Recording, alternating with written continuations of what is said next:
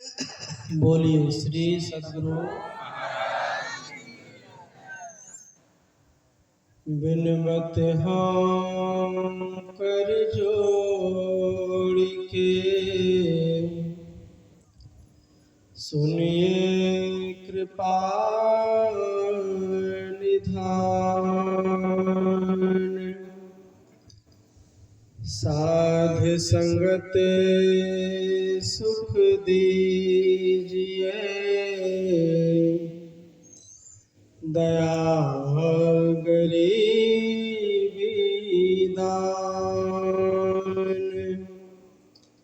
सुरत करो मेरे साया, हम हैं भव जल माई।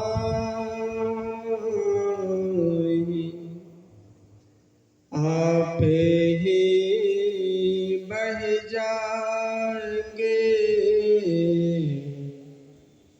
जो नहीं पकड़ो बाण।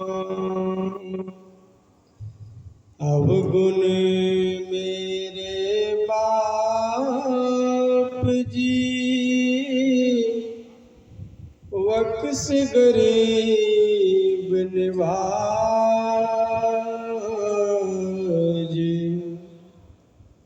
जो मैं पूत कपूत हूँ, तो पिता को लाज। तो पिता को लाज।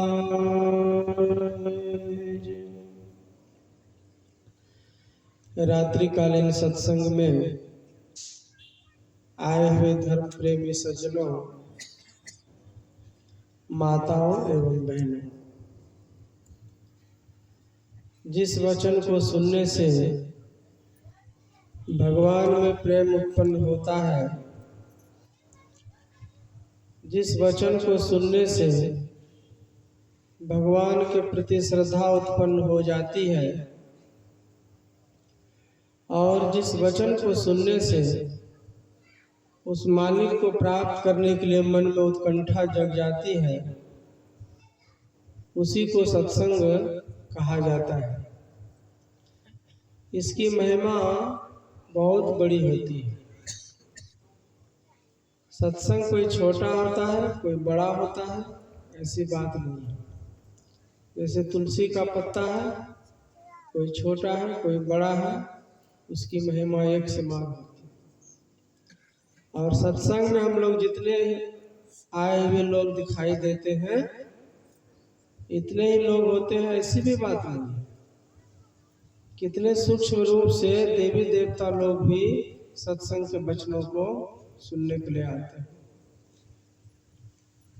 संतों से ज्ञान प्राप्त करने के लिए आते हैं। एक बार भगवान बुद्ध से मिलने के लिए कुछ भिक्षु लोग गए।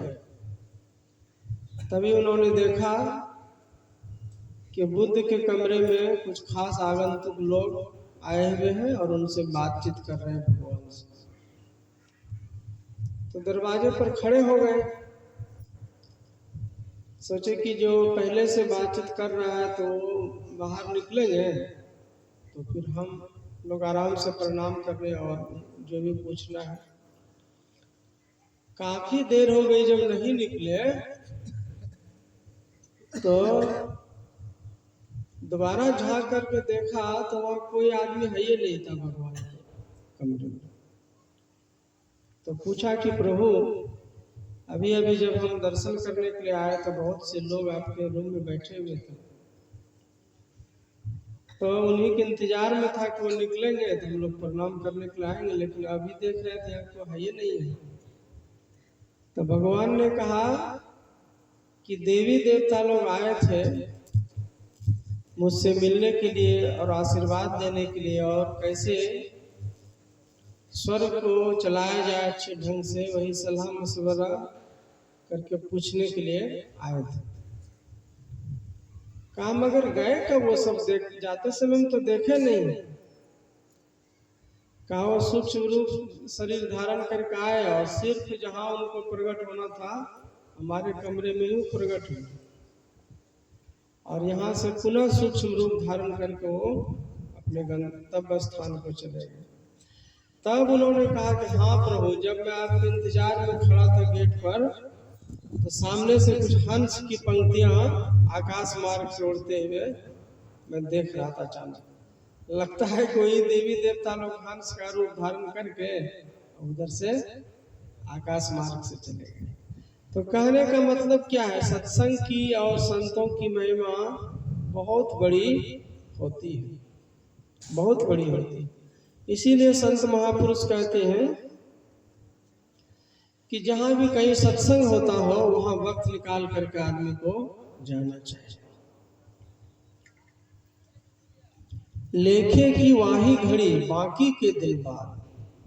जो आप अच्छे जगह में और अच्छे माहौल में अपने समय को बिता लेते हैं, वास्तव में आपका समय सार्थक होता है।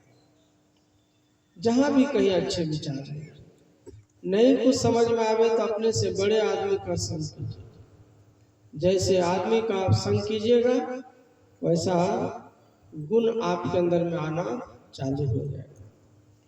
यदि आप किसी व्यक्ति को जानना चाहते हैं कोई कैसा व्यक्ति है, तो उसको मत देखिए, उसके साथी संगत का सिर्फ पता लगा लीजिए कि किसके साथ में उठता है, कहाँ बैठता है, कहाँ जाता है, क्या करता है, क्या खाता है, क्या पीता है, सब अपने आप पता चल जाएगा कि वो भी उसी विचार को रखने वाला आदमी है। तो जैसे का संग कीजिएगा वैसा। सच तो यह है कि जैसा इंसान को बनना होता है वैसे व्यक्ति का संग वो खुद ही कर लेता है। अभी यहाँ पर सत्संग हो रहा है, तो सभी जगह सभी व्यक्ति सभी जगह पर नहीं पहुंच पाता है। तो जिसके अंदर में जो संस्कार, कोई किसी की दुकान में भीड़ होती है, कुछ आदमी की भीड़ किसी दूसरे की दुकान में होती है, और जो अगर सत्संग में अगर भीड़ दिखाई देता, इसका मतलब है कि इसके प्रति श्रद्धा रखने वाले इच्छुक लोग, उसी से कल्याण भी हुई। यूनान में एक बहुत बड़े विद्वान व्यक्ति हो गया, उसका नाम था लुकमान। जब उनकी आखिरी घड़ी आई तो उनके बेटे लोग घेर करके खड़े हो गए और कहा कि पिताजी, यूं तो आपने जीवन भर लोगों को अच्छी बातों को सुनाया है, भले का ज्ञान दिया है, फिर भी मैं चाहता हूं कि अंतिम घड़ी में अंतिम उपदेश कोई हम खास बाल बच्चों के लिए आप देकर जो समाज के लिए तो जो आपने जीवन भर दिया सो दिया ही। क्योंकि मैं देख रहा हूं कि अब तब आपकी सांस की लड़ी टूटने वाली है और हम लोग सभी चार बेटे उनके सामने खड़े होकर के ये अनुरोध किया। तो मरणासन पिता ने कहा कि बच्चों, अगर तुम लोग सचमुच में कोई ज्ञान सीखना चाहते हो तो जल्दी से काम करो। घर के कोने में कोयले का ढेर पड़ा हुआ है, तो थोड़ा सा कोयले का टुकड़ा उठा करके हाथ में लाओ। तो पिता की आज्ञा से सभी बेटों ने बाएं हाथ में कोयला का एक मुट्ठी, फिर आदेश हुआ कि घर के दूसरे कोने में एक सुगंधित दार लकड़ी का बुरादा रखा हुआ था, जैसे कोई सेंटेड चंदन की लकड़ी होती है ना, या धूप अगरबत्ती जैसा सेंट देने वाला। कहा कि वो चंदन का जो बुरादा है उसको उठा कर, तो फिर दाहिने हाथ से खुशबूदार लकड़ी को भी उठा कर लाया गया। सब पिताजी के सामने में खड़े हुए, फिर बोले कि सबको फेंक दो, तो फेंक दी गई।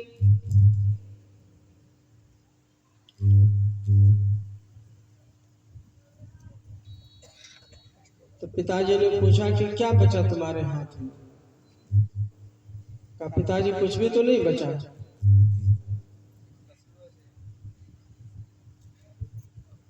आपने फेंकने के लिए कहा, हमने फेंक दिया। कहा कि ध्यान से देखो, हाथ में जरूर कुछ बचा हो। तो जब बाई हाथ को गौर से देखा तो अभी अभी जो कोयले का टुकड़ा उठा के लाया था ना, तत्काल फेंका था, तो सब तो सामने ही बात हो रही थी, हाथ धोने का भी फुर्सत नहीं था। तो उसमें देखा तो कालिक है का दाग जो है उसमें लगा हुआ। का दूसरा हाथ चेक करो। तो दूसरे हाथ को चेक किया गया तो उसमें जो सुगंधित और सेंटेड लकड़ी को अभी अभी उठाया था हाथ से, फेंक देने के बाद वो उससे खुशबू आ रही। का इसका मतलब समझा? का नहीं पिताजी, अभी भी कुछ नहीं समझा। तो कहा अगर खराब व्यक्ति का संग करोगे, कलुषित व्यक्ति का संग करोगे, दागदार व्यक्ति का संग करोगे, तो तुम्हारा भी जीवन वैसे ही कोयले के समान, कालिक के समान बन जाएगा।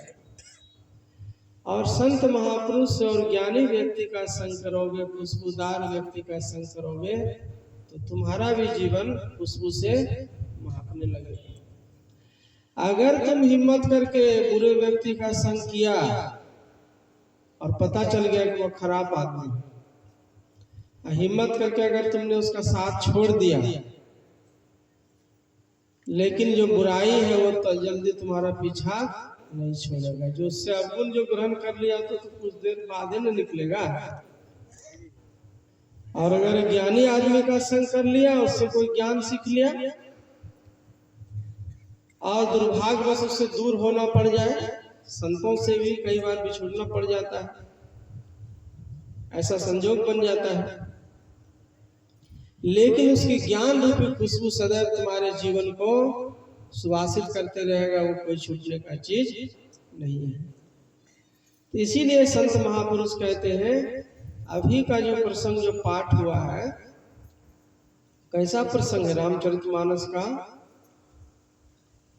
कि भगवान राम और लक्ष्मण दोनों विश्वामित्र मुनि की सेवा में गया। यद्यपि राजा दशरथ को वृद्धावस्था में पुत्र रत्न की प्राप्ति हुई थी, तो उस समय तो ममता अधिक में होती है कि भाई एक तो बुढ़ापे में बेटा भी हुआ और भी बाबा जी मांगने के लिए आ गया। विश्वामित्र मुनि ने कहा कि यज्ञ करवा रहे हैं, आपको दोनों राजकुमार की हमको सख्त जरूरत है, लेकिन मना नहीं किया। जान रहे थे कि गुरु के पास रहेगा तो कुछ न कुछ अच्छा सीख करके ही आएगा। ममता तो अलग चीज है, ममता तो संतान के प्रति पेरेंट्स की होती है, वो कहीं रहेगा तो ममता उनके साथ सौहार्द जुड़ा ही रहता है। लेकिन वो जान रहे थे कि गुरु की महिमा और उनकी हस्ती इतनी बड़ी है कि उनकी आज्ञा को काटने का मतलब है कि बच्चे के लिए बहुत से ज्ञान से वंचित रख देना है। इसीलिए उस उम्र में भी पुत्र की प्राप्ति होने के बावजूद जैसे विश्वामित्र मुनि ने कहा कि हमको चाहिए, तो देने में देर नहीं किया, राजा दशरथ ने उनको दे दिया। और उनकी सेवा में रहने के बाद गुरु की कृपा से बहुत से राक्षसों का नाश भी हुआ। तो जनकपुर धाम राजा जनक से मिलने के लिए गए हुए विश्वामित्र मुनि, और साथ में दोनों मुनि बालक भी गया। स्वाभाविक है, जहाँ गुरु जाएगा तो वहाँ शिष्य भी जाएगा ना। अब गुरु की पहुंच है बड़े बड़े राजा महाराजा से, तो शिष्य की भी अनायास ही मुलाकात हो जाएगी। ऐसे शिष्य जाएगा डायरेक्ट तो हो सकता है कि दिक्कत हो, लेकिन गुरु जहाँ जहाँ जा रहा है तो वहाँ वहाँ शिष्य की पहुंच अनायास ही हो जाती है। राजा जनक ने राजधानी से बाहर एक रमणीक जगह में, जहाँ बाग बगीचा होता है ना, कुटिया रमणीक जगह समझ के विश्वामित्र मुनि को ठहरने के लिए निवास दिया। राजा जनक और जनकपुर की महिमा राम और लक्ष्मण सबने पहले से सुन रखी थी, तो गुरु से आदेश लिया, क्योंकि राजधानी दूर थी, तो कहा कि जरा नगर राजा जनक की जो नगरी है जरा से घूम करके आ जाए। गुरु से आदेश लिया, किसने? दोनों राजकुमार ने, मुनि वाला। तो गुरु महाराज ने कहा कि जाइए, लेकिन याद रहे कि संध्या होने से पहले ही टाइम पर घूम करके आ जाइए, क्योंकि कई बार बच्चों का स्वभाव होता है खेलने में ज्यादा टाइम हो जाता है तो अंधेरा हो जाता है। अब माँ बाप को चिंता होती है, गुरु को गया है कोई काम से तो समय पर संध्या होने से। सही में राजा जनक की नगरी जनकपुर इतना अद्भुत था कि उसको घूमने में वहाँ की चकाचौंध और पवित्र आभा में विचरण करते करते थोड़ी सी लेट हो गई। जितना गुरु महाराज ने था टाइम के एकदम हल्का सा अंधेरा होने से पहले आ जाना चाहिए, थोड़ा सा 10-20 मिनट। लेकिन गुरु महाराज इतने उदार थे कि उस तरफ ध्यान नहीं दिया। लेट हुआ लेकिन गुरु महाराज ने उतना, क्योंकि ज्यादा लेट नहीं हुई थी, थोड़ी सी लेट हुई थी, तो गुरु महाराज ने तुरंत आदेश दिया कि जाइए, अब आप लोग भ्रमण करके आ गए हैं तो हाथ पैर धो करके पहले संध्या वंदन करने के लिए बैठ जाइए। पहला आदेश क्या दिया? संध्या वंदन। निशि प्रवेश मुनि आय सुदीना, सब ही संध्या वंदन। निशि प्रवेश, रात्रि का आगमन, संध्या काल। निशि मीन्स रात्रि, प्रवेश मतलब आगमन। रात्रि संध्या होने के बाद रात्रि का आगमन होता है ना। निशि प्रवेश मुनि आयस दिन, आज्ञा दिया, सब ही संध्या बंधन की न, सब कोई संध्या बंधन करने को चले। ये संध्या बंधन क्या है? संधि शब्द से संध्या बना हुआ है। संधि मतलब होता है मिलन की घड़ी। जैसे दिन और रात्रि का मिलन का टाइम है ना, तो संधि का समय है। प्रकृति भी एक दूसरे से मिल रही है, या जीव भी परमात्मा से मिलने के लिए ध्यान में बैठेगा तो उसको ज्यादा मन लगता है। ध्यान में समय का बड़ा महत्व होता है। जैसे मॉर्निंग में हम लोग 3 बजे 4 बजे ब्रह्म मुहूर्त में ध्यान करते हैं ना, तो रात्रि बीत रहा है और सुबह प्रभात की बेला आ रही है, पौ फट रहा है, तो वो टाइम भी इधर हुआ दिन का बीतना, रात्रि का आगमन, उधर हुआ रात्रि का बीतना, दिन का आगमन, तो वो भी समय बहुत महत्वपूर्ण होता है संध्या। और तीसरा संध्या की घड़ी होती है ध्यान करने का दोपहर में ठीक 12 बजे। असल में जो दिन का ढलना होता है वो 12 बजे के बाद ही चालू हो जाता है। तो सुबह का तो मालूम हो जाता है, नींद खुल गई, ब्रह्म मुहूर्त हो गया, पाँव फटने लगा, तो ध्यान में लोग बैठ जाते हैं। शाम का भी मालूम रहता है, सुबह काम काज से आ गए तो संध्या बंदन, माई दाई को देखते हैं, जैसे संध्या हो जाती है तो हाथ पैर धो करके दिया बत्ती जलाने लगा। दिन में 12 बजे पक्का अगर बैठना हो ध्यान तो कैसे करेगा? तब तो घड़ी लेके हमेशा घूमते रहना पड़ेगा, जब 12 बजेगा तब ये बैठेगा। तो उसी को गुरु महाराज ने संशोधित किया कि सुबह शाम तो करना है, 2 संध्या बंदन हो गया, और तीसरा एक बाकी है दोपहर वाला। तो जब तुमको स्नान करने का मौका मिले दिन में, चाहे वो मॉर्निंग का 6 बजे का समय हो, चाहे 10 बजे दिन हो, चाहे 2 बजे हो, जब आपको नहाने का समय मिले तो उस समय थोड़ा ध्यान कर लेना चाहिए, और दोपहर के संध्या वंदन में आ जाता है, क्योंकि नहाने से शरीर भी पवित्र हो जाता है, मन भी शांत रहता है, उस समय ध्यान करने में मन लगता है। तो इसी को गुरु महाराज ने त्रिकाल संध्या का करके कि साधक को और सत्संगी को त्रिकाल संध्या करना चाहिए। त्रिकाल मतलब 3 समय, त्रिकाल, संध्या मीन्स संध्या वंदन। तो अभी तो 2 काल तो बीत चुका है, स्नान के बाद वाला, मॉर्निंग वाला, शाम वाला संध्या वंदन है। तो गुरु महाराज की आज्ञा से सबने ध्यान किया, कहत कथा इतिहास पुरानी। फिर गुरु महाराज बैठ जाते थे और सत्संग और पुरानी कथाओं को सुनाने लगते थे।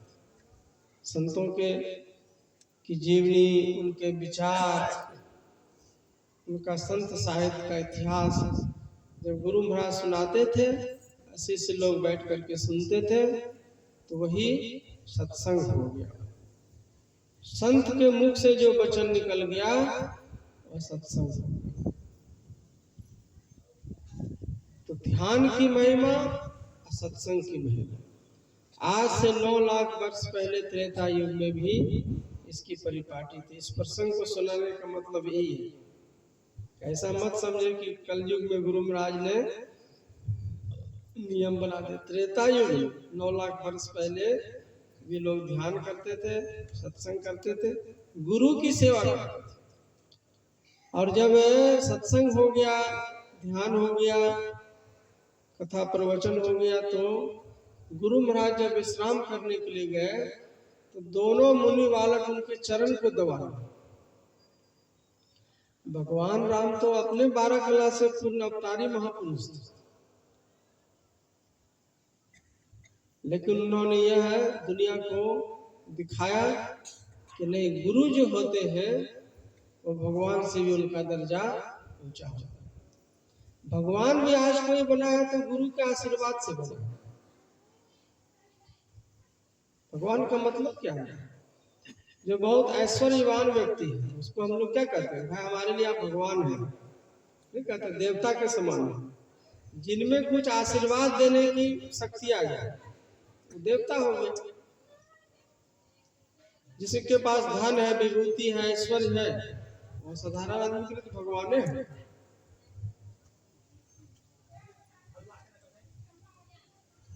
वो भगवान है। कृष्ण को योग योगेश्वर कहते हैं, 16 कला से पूर्ण। उन्होंने भी गुरु की सेवा की। जरूरत पड़ा तो 1 नहीं 2 विद्या गुरुकुल में पढ़ने वाले अलग थे, संदीपन मुनि थे। फिर आध्यात्मिक गुरु दुर्वासा ऋषि को बनाया। तो उनकी कृपा से, उनकी आज्ञा का पालन करके वो भगवान की अवस्था को प्राप्त कर गया। भगवान राम के भी कई गुरु थे, कुल गुरु वशिष्ठ जी थे। तो कहने का मतलब क्या है? गुरु का दर्जा इतना है कि उनकी सेवा करके हम स्वयं देवता बन सकते हैं, हम स्वयं भगवान बन सकते हैं, हम स्वयं महान से महान व्यक्ति बन सकते हैं। तो दोनों मुनि बालक उनकी चरण सेवा में आया हुआ है। तो रात्रि विश्राम के पहले दोनों उनके चरण को दबा। गुरु ने कई बार कहा कि जाइए, रात्रि अधिक हो गई, आप लोग विश्राम करने के लिए। तो भगवान राम तो जाते हैं विश्राम करने के लिए, लेकिन लक्ष्मण अभी नहीं जाते। फिर गुरु की सेवा करने के बाद बड़े भाई होने के नाते भगवान राम की सेवा भी लक्ष्मण कर रहा है। और वहां से भी जब आदेश मिला तब लक्ष्मण सोने के लिए जाता है। तो 3 जन है वहां पर, गुरु महाराज है, भगवान राम है और लक्ष्मण। सबसे पहले गुरु महाराज ने विश्राम किया, उसके बाद भगवान राम विश्राम करने के लिए गए, और उसके पश्चात लक्ष्मण जी विश्राम। तो रात्रि का है दृश्य। मॉर्निंग में जब उठने की बारी आई तो गोस्वामी तुलसीदास जी ने बहुत सुंदर लिखा, उठे लखन निसी विगत सुनी, अरुण शिखा धुनि कान, गुरुते पहले जगतपति, जागे राम सुजान। तुलसीदास जी महाराज कहते हैं कि मुर्गे की बोली को सुनकर के लक्ष्मण जी जग गए। अब भगवान राम तो गुरु से भी पहले जग गए, तो सबसे पहले कौन जगे?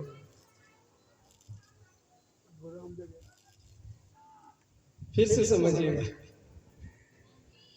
मुर्गे की बोली सुनकर के लक्ष्मण जी जगे। उठे लखन निसी विगत सुनी, अरुण शिखा धुनि कान। अरुण शिखा मुर्गे को कहा जाता है। अरुण शिखा जो कलगी होता है ना मुर्गे में, उनकी बोली को सुनकर के लक्ष्मण जी जगे। और गुरुते पहले जगतपति, जगतपति जो राम है ना, गुरु से भी पहले जग जग। तो सबसे पहले कौन जगा?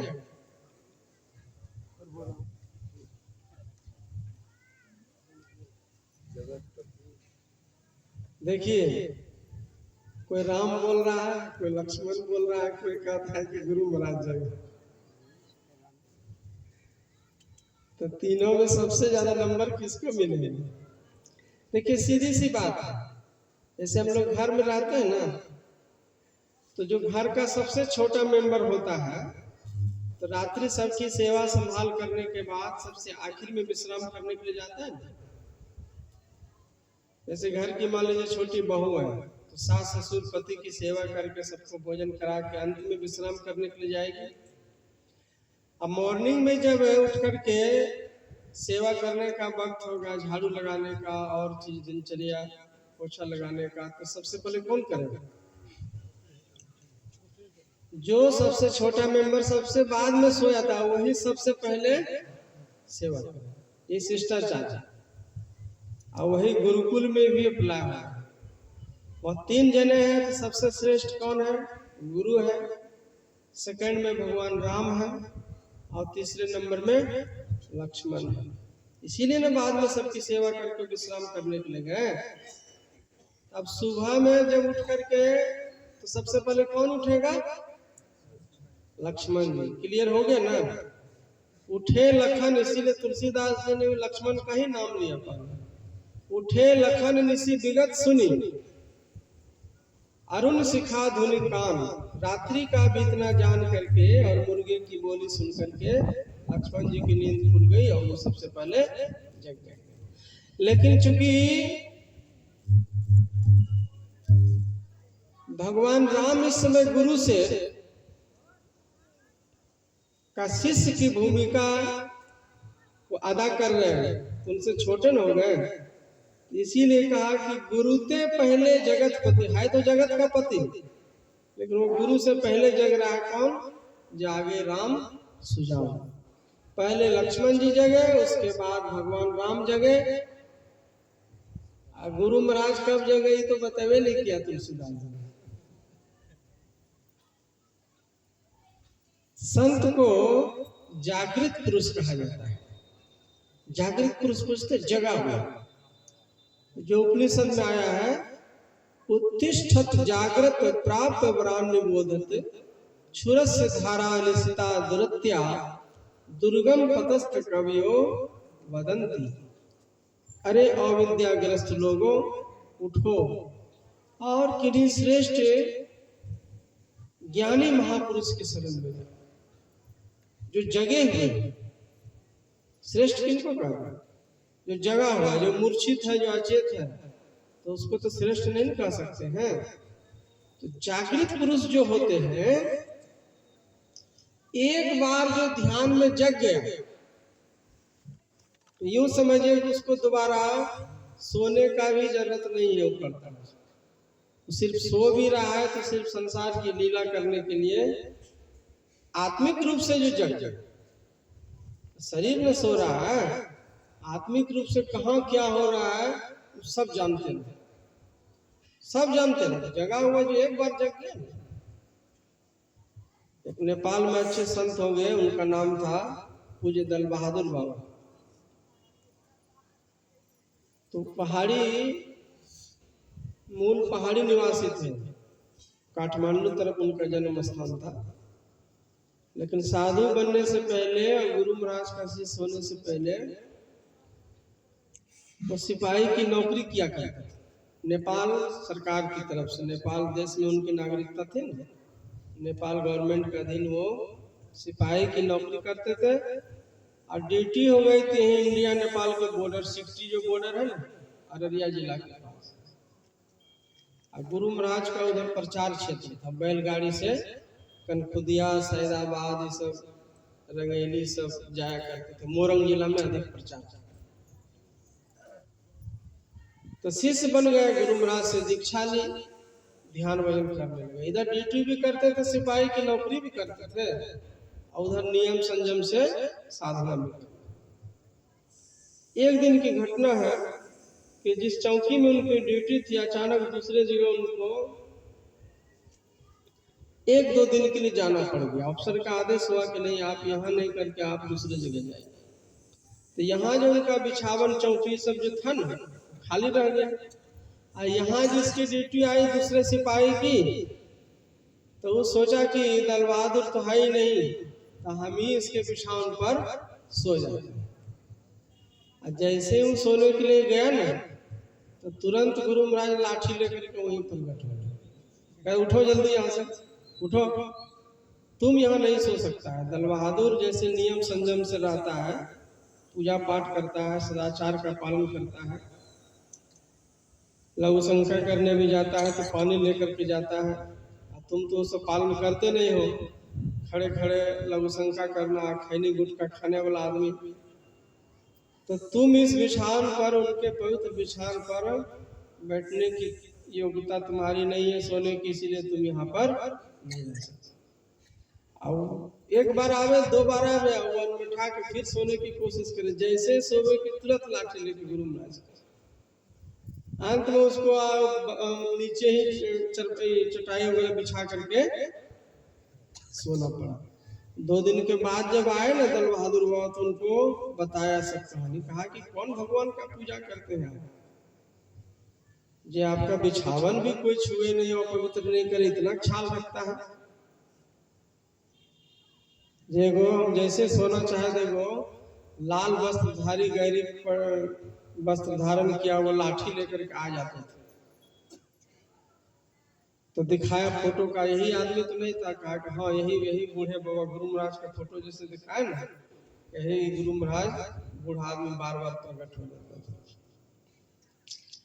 तो कहने का मतलब क्या है, तो उनको पूज्य बाबा को फिर बैराग हो गया दल बहादुर को। कहा कि धन्य है गुरु महाराज, जो थोड़ा ध्यान भजन करते हैं तो उनको इतनी फिक्र होती है कि उनका कोई बिछावन नहीं छूले और चीज अपवित्र नहीं कर दे, और अगर जीवन अगर उनके चरणों में समर्पित कर दे तो क्यों नहीं हमारा उद्धार हो। तो उन्होंने नौकरी से रिजाइन दे दिया और अस्थायी रूप से गुरु की सेवा में आकर के वो रहने लगे। तो कहने का मतलब है कि जो जागृत पुरुष होते हैं वो कहीं बैठे रहेंगे, सोए रहेंगे, जगे रहेंगे, समाधि में रहेंगे।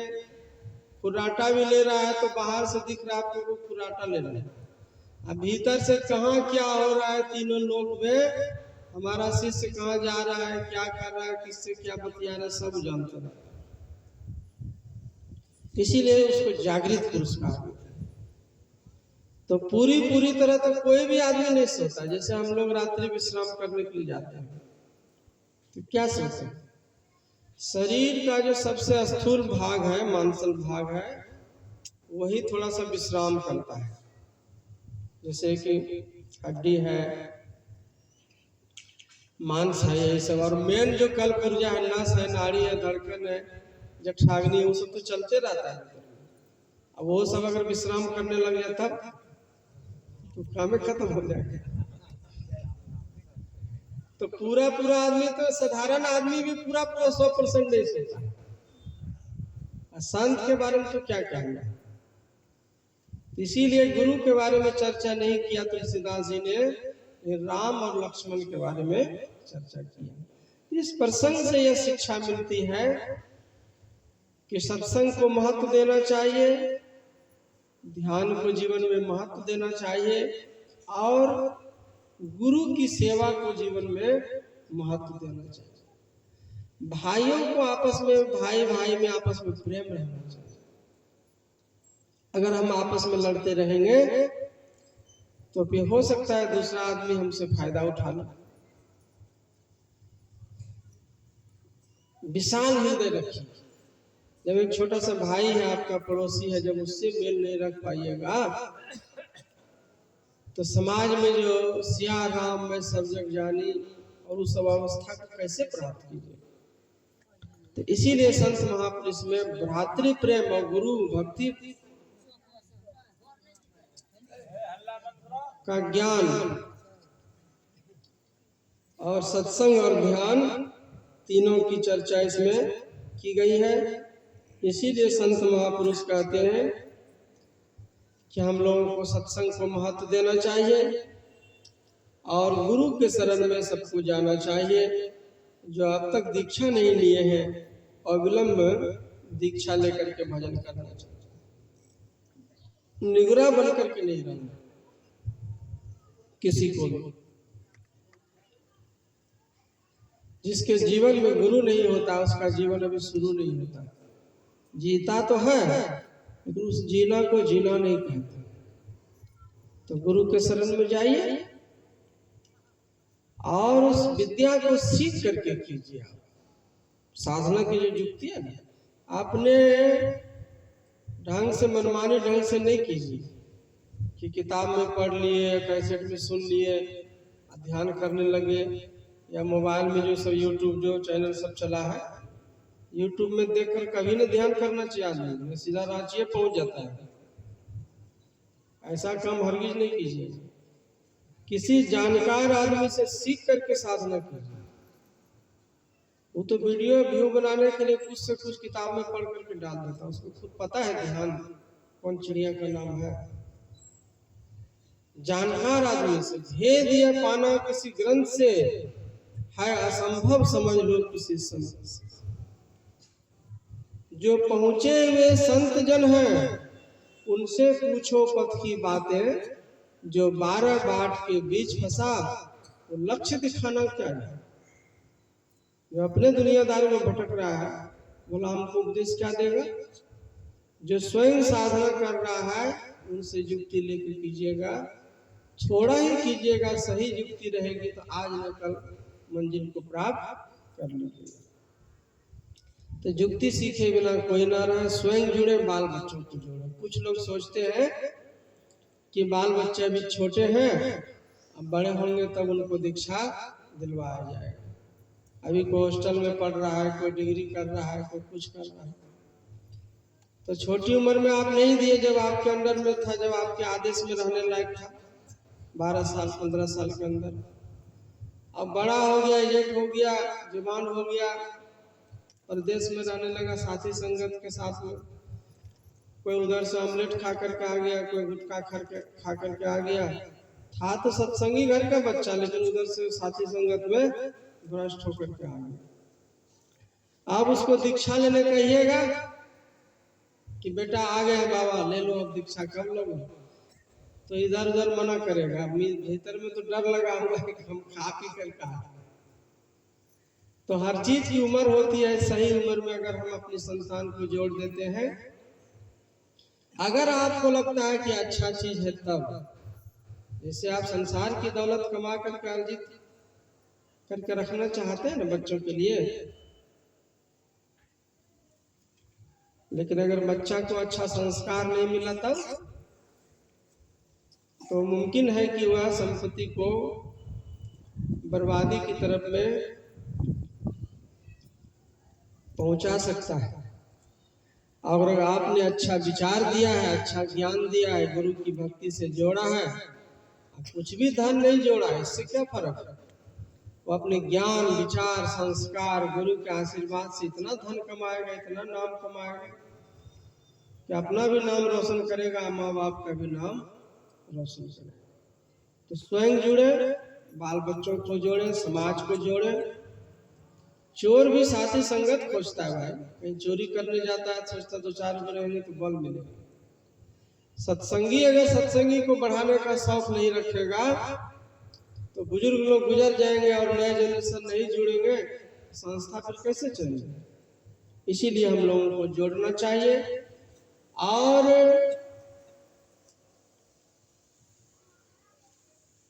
खुद भी ध्यान करना चाहिए। मन की शांति, गुरु की प्रसन्नता और बाल बच्चों की भलाई के ख्याल से माँ बाप को रोज बैठ करके साधना करनी चाहिए।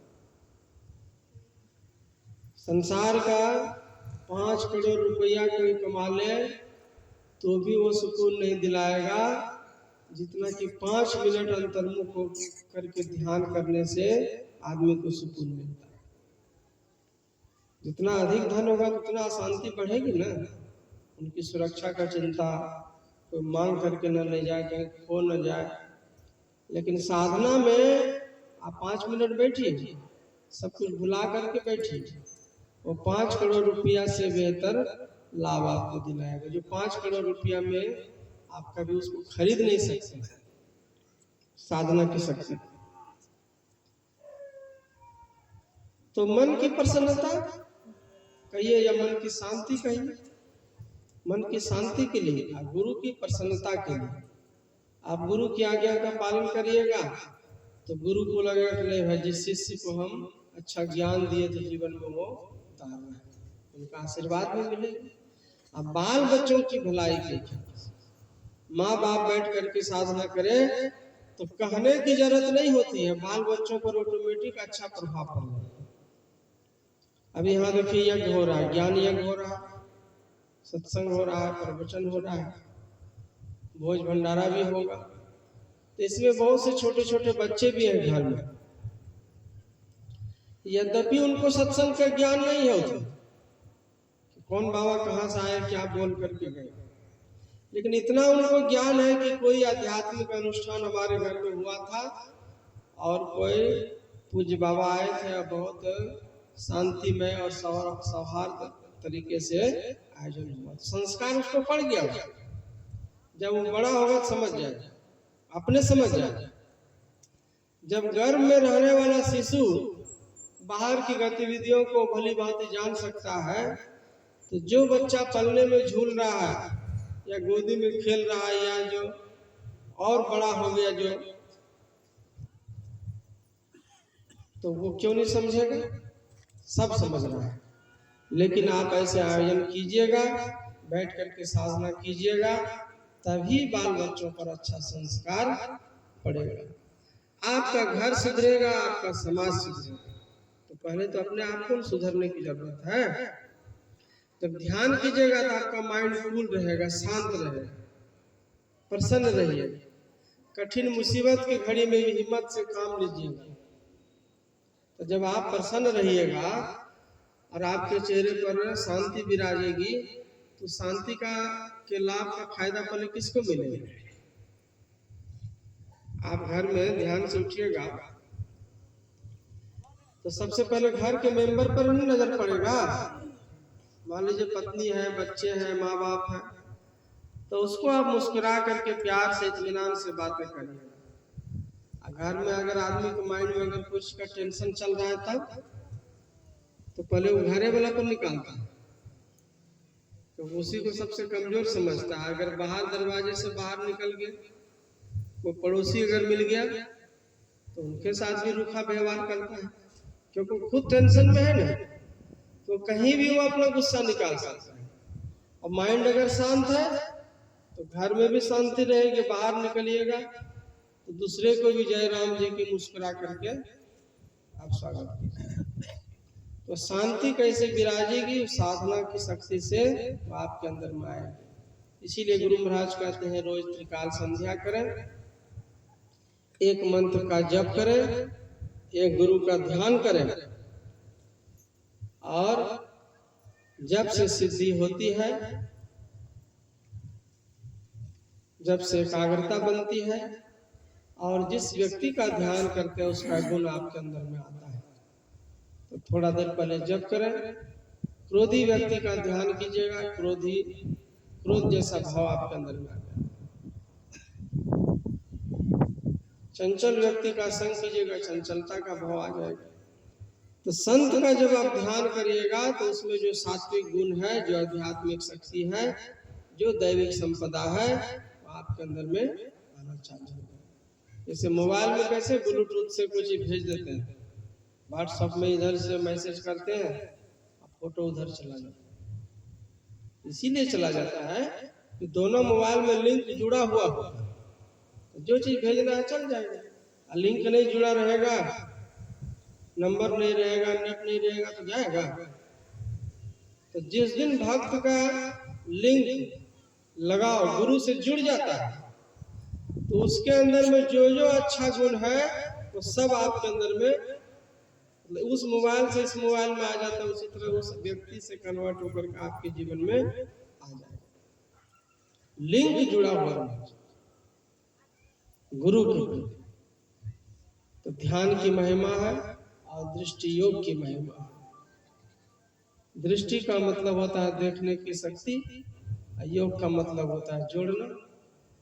तो अंधेरे में बैठ करके अंधेरे में एक टक से देखना है, ऊपर नीचे दाएं बाएं छोड़ के देखना है।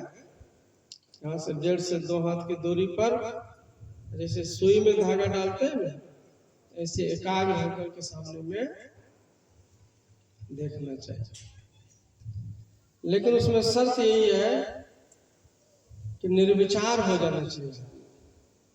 देखने के समय में सिमटी निगाह से तो देखना है, आपको सोचना नहीं है। निर्विचार का मतलब हुआ कोई विचार नहीं रहेगा, खाली देखिएगा और निर्विचार नहीं होइएगा तो पूरा लाभ नहीं। विचार का मतलब है कि जो चीज आप विचार कर रहे हैं उस विचार का अनुरूप रूप भी बन जाएगा। रूप बन जाएगा तो आप तो रूप को देखने लगा, अंधार को कहाँ देख लेगा। गुरु महाराज कहते हैं, दो नैन बीचों बीच सन्मुख एक टक देखत रहो, आप ही हुआ बिंदु झल के पट गिरा। खाली देखना, अब बाकी काम तो गुरु पर छोड़ दीजिए। जिद नहीं कीजिएगा कि क्यों नहीं बिंदु प्रकट हो रहा है, क्यों नहीं प्रकाश दिखाई दे रहा है, इतना दिन से ध्यान कर रहे हैं, सब कीजिएगा और दिक्कत हो जाएगी। और अपने मन से तो चांद तारा सूरज जुगनू ये सब कभी नहीं बनाना चाहिए, क्योंकि जो चीज आप बना कर ध्यान कीजिएगा आपसे छोटा और नकली चीज हो जाएगा। अब भगवान जो भेजेंगे वो कुदरती होगा, उसमें बहुत ज्यादा शक्ति होगी। तो हमारा काम है देखना। सत्य यही निर्विचार। देखता तो है कम बेस आदमी, लेकिन निर्विचार नहीं हो पाता। सांस लिए बिना आदमी 2-4 क्षण रह सकता है, 10-20 सेकंड रह सकता है, लेकिन बिना सोचे आदमी 1 सेकंड नहीं रहता है। 1 सेकंड उसको अगर उसको कह दिया जाए कि सेकंड की सुई को देखते रहना खाली आंसू तक, और कुछ सोचना नहीं, तो नहीं कुछ तो घड़ियों के बारे में सोचने लग जाएगा। मतलब 1 सेकंड में मन इतना चंचल है कि America, Canada, Australia, New Zealand, Japan कहाँ से घूम करके बिना वीजा बिना पासपोर्ट का घूम करके तुरंत फिर इंडिया वापस। कोई ना करेंसी चेंज करने की जरूरत है, न कोई चीज एमएससी में जा करके लाइन लगने की जरूरत है। इतना है मन चंचल। उस मन को गुरु की कृपा से आप साधना पर लगाते हैं, बहुत सौभाग्य की बात है। तो निर्विचार कैसे होइएगा? जीवन के डोर को सौंपिए भगवान को। बहुत करके देख लिए, क्या हासिल किए, और जो भी किए हैं वो अदृश्य शक्ति के बदौलत किए हैं। याद रखिए, आदमी जब बीमार पड़ जाता है उठ करके 1 गिलास पानी तो उठा के पी नहीं पाता। अगर जीवन में कुछ उपलब्धि किए हैं तो जीवनी शक्ति देने वाले का धन्यवाद दीजिए, क्योंकि जीवन से बड़ा कुछ नहीं है। जीवन है तो धन है, परिवार है, नाती है, रिश्तेदार है, नौकरी है, पेंशन है, जमीन है, जायदाद, सब कुछ। और जीवन कब तक है आप जानते हैं? अगर नहीं जानते वो किसी दूसरे के हाथ में है तो आपके हाथ में क्या बचता है? तो वहीं से बटन दाब देगा, जहाँ खड़ा है वहीं खड़ा है। नहीं कुछ कहेगा तो कहेगा कि हार्ट अटैक हो गया, जा रहा था पैदल अपने गिर गया। तो जीवनी शक्ति जो दे रहा है ना परमात्मा, तो वही सबसे बड़ी शक्ति है। तो उसका धन्यवाद दीजिए और शुक्रिया अदा कीजिए, साधना कीजिए, जीवन की डोर को सौंप दीजिए। आप ध्यान के समय में अगर कुछ सोचना चाहते हैं, बिना सोचे मन नहीं लगता है। अगर कुछ सोचना चाहते हैं तो यही सोचिए कि हमको कुछ नहीं सोचना है, हमको इस समय में कुछ नहीं सोचना है। ऐसे भी सोच के क्या फायदा है? काम तो होगा नहीं ना, काम तो रुका हुआ। जब आप साधना में बैठ गए तो काम तो रुका हुआ, लेकिन मन बड़ा चालबाज है, वो सोचता है काम न रुका हुआ है, लेकिन उठ करके क्या क्या करेंगे पहले यही सोच लो, समय काहे बर्बाद करेंगे।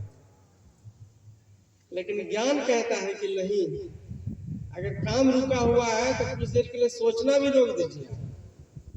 जिस दिन सोचना रोक दीजिएगा बहुत बड़ी क्रांति घटित हो जाएगी आपके जीवन में। साधना का रहस्य आपके जीवन में अपने आप ही प्रकट हो जाएगा।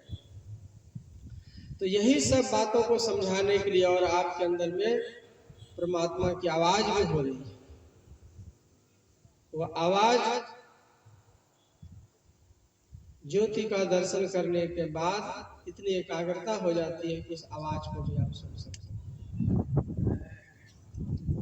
तो स्वयं परमात्मा का ही आवाज, उसको सुन करके आप परमात्मा हो जाते हैं। कीट को ले उड़ी भृंगी, किया उन आप से रंगी, सुषमना तख्त झनकार, लखे कोई राम का प्यारा। कबीर साहब का एक भजन है। कीट को ले उड़ी भृंगी, भृंगी जानते हैं? कीड़ा होता है जो मिट्टी का घर बनाता है। और साधारण कीड़ा को खेत से कोई भी मामूली कीड़ा होता है ना, उसको उठा करके ला करके मिट्टी घर में बंद कर देता है और ऊपर से सिर्फ आवाज देता है, शब्द सुनाता है। और डर के मारे उस शब्द में इतनी तासीर सुनते सुनते, होता तो है दूसरे जीव नस्ल का जीव होता है, लेकिन जब मिट्टी से बाहर निकलता है तो ऑलरेडी भृंगी कीड़ा पहले से ही बन गया होता है। तो जिसकी आवाज को हम सुनते हैं वही बन जाने की सामर्थ्य हमारे में हो जाती है। तो परमात्मा की आवाज सुनेंगे तो परमात्मा ही बन करके लौटेंगे, दूसरा कोई उपाय है? परमात्मा ही बनकर। तो शब्द की साधना को भी आप सीख सकते हैं। जो पुराने 30 साल 40 साल पुराने सत्संगी हैं, तो कई बार ऐसा होता है कि ज्योति का दर्शन बाद में और नाद की अनुभूति पहले हो जाती है। तो जहां आप मानस जप करते हैं, मानस ध्यान करते हैं, दृष्टि योग की साधना करते हैं, वही शांत चित होकर के आपको सिर्फ बैठ जाना और अंदर में देखना कि कहीं से कोई आवाज तो नहीं आ रही, दाईं ओर से बाईं ओर से या ऊपर की तरफ से कहीं से अगर कोई आवाज आ रही है तो उसको सुनना है और उसको युक्ति से विधि सीख करके सुनना है उसको।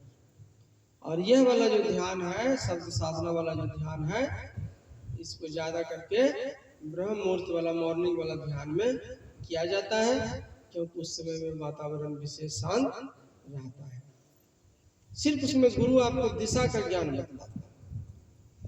जैसे मान लीजिए कि इधर बाईं तरफ से कोई फिल्मी गाने का कैसेट बज रहा है और दाहिनी तरफ से वो शास्त्रीय संगीत का धुन बज रहा है और सामने से वो भजन का कैसेट बज रहा है। तो तीनों में 3 गुण हो गया। फिल्मी गाने की आवाज आ रही है तो जो सिनेमा थिएटर है वहां जाइए, आवाज सुन करके बड़ा ढोल ढमाका है, पॉप संगीत, मन लगेगा ज्यादा उधर, लेकिन शांति वहां मिलने वाला नहीं। और उधर से मन को हटाइएगा, शास्त्रीय संगीत के धुन में लगाइएगा तो कुछ शांति मिलेगी। अब पूरी शांति कब मिलेगी? तो सामने जो भजन वाली जो कैसेट बज रही है ना, वही सार से। इधर वाला तामसी हो गया, बाईं ओर का दाहिनी तरफ का राजसी हो गया, सामने वाला सात्विक शब्द, उसी को सार शब्द कहा जाता है। तो गुरु से भेद लेकर के जो भी करना है, मनमानी ढंग से नहीं करना है। सामूहिक में जो बता रहे हैं ये भी मत समझिएगा बाबा सब कुछ बता दिए हैं, खाली भूमिका बता रहे हैं। यहाँ कुछ भी खोल के नहीं बताया जा सकता, ना दृष्टि योग न नादानुसंधान, भूमिके समझ के नहीं करने लग जाएंगे। अगर किसी को जानकार आदमी इच्छुक हो तो वो मॉर्निंग में मिल करके वो सीख सकते हैं। कोई जब ध्यान भुला गए हैं उसको भी सीख सकते हैं। ऐसा नहीं सोचिएगा कि पुराना सत्संगी है तो गलती नहीं हो सकती। तो जब ध्यान भी करने के लिए सीख सकते हैं। और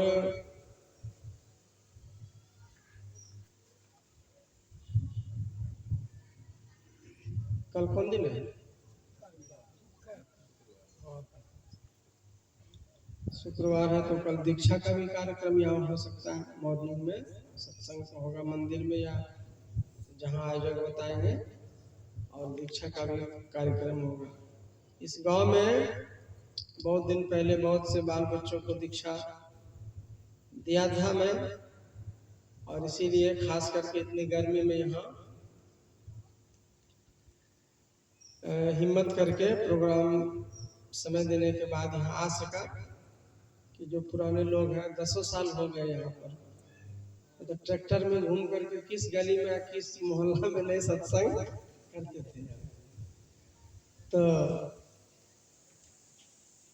शब्द साधना करें, ज्योति का ध्यान करें, चलते फिरते जप करने की आदत रखें। आप खाना बना रहे हैं जप कीजिए, साइकिल चला रहे हैं जप कीजिए, सीढ़ी पर चढ़ रहे हैं जप कीजिए, किसी भी काम को करते हुए जप करने की आदत रखिए। इससे आपका संसारिक काम भी नहीं रुकता है और भगवान में मन आपका लगा रहता है। यह संत मत की सार शिक्षा है और इसी को समझाने के लिए जगह जगह पर आयोजन होता है। तो इसी क्रम में यहाँ एक सीटिंग का विशेष रूप से तो मुख्य रूप से तो अभियान होगा। तो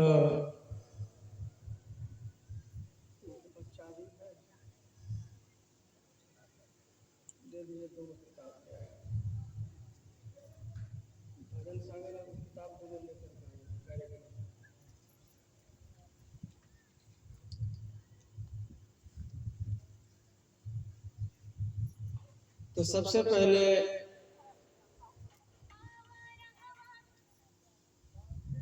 आशीर्वचन के रूप में ये कहना चाहूंगा कि यहाँ जो सत्संग हुआ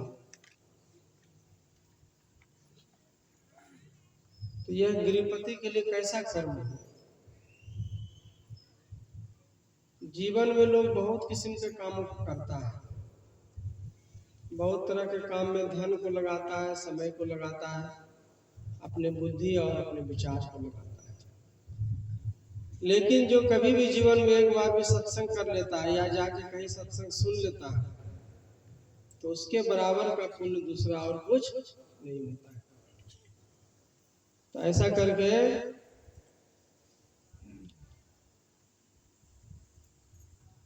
यहाँ जो सत्संग हुआ तो सबसे पहले अपने इष्ट के प्रति श्रद्धा निवेदित किया और हम साधु संतों को जो इतनी दूर राजगीर से यहाँ पर बुलाया तो हम लोगों के प्रति भी सम्मान का भाव और आए गए सभी सत्संगियों की सेवा की। ज्ञान दान, भोजन दान, प्रसाद दान, महादान, इससे बढ़कर कोई दान नहीं है। क्योंकि जितना देर हम लोगों ने प्रवचन सुना है तो ज्ञान की खेती किया है और ज्ञान हमारे जीवन में उपजेगा, कई गुना होकर के उपजेगा। अभी थोड़ा ज्ञान था तो थोड़ा सुख मिला, परम ज्ञान की अवस्था में पहुंच जाइएगा तो परम सुख परमात्मा को। ऐसे पवित्र आयोजन को करवाने वाले जो आयोजक होते हैं बहुत खुशकिस्मत होते हैं। ऐसा करके गृहपति ने बहुत बड़ा पुण्य का काम किया है। और जो निमित्त है आप जान रहे हैं, जो उनका नाती रियांश कुमार है और दूसरा है सानवी राज, जो उनकी नतनी है। तो उनका भी जन्मदिन है और बच्चे का तो जो हाल में जन्म हुआ था, सानवी राज थोड़ी बड़ी है। तो यही सब निमित्त लेकर के यहाँ पर सत्संग हुआ। मैं गुरु महाराज से प्रार्थना करता हूँ कि इनकी शुभ भावना पूरी हो, बाल बच्चों पर गुरु महाराज का आशीर्वाद और दया दृष्टि हमेशा बनी रहे, तथा यहाँ जितने भी श्रद्धालु आए हुए हैं और दूर बैठे YouTube के माध्यम से यहाँ के प्रवचन को सुन रहे हैं, सभी लोगों को गुरु महाराज की खुशियां और आशीर्वाद मिले। उन्हीं शब्दों के साथ बोलिए प्रेम से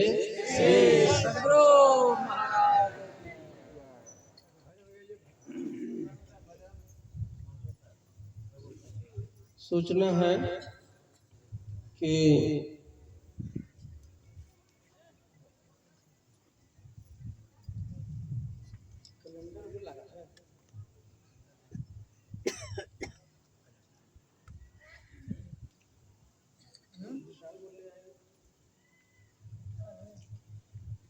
कि यूट्यूब जो अभी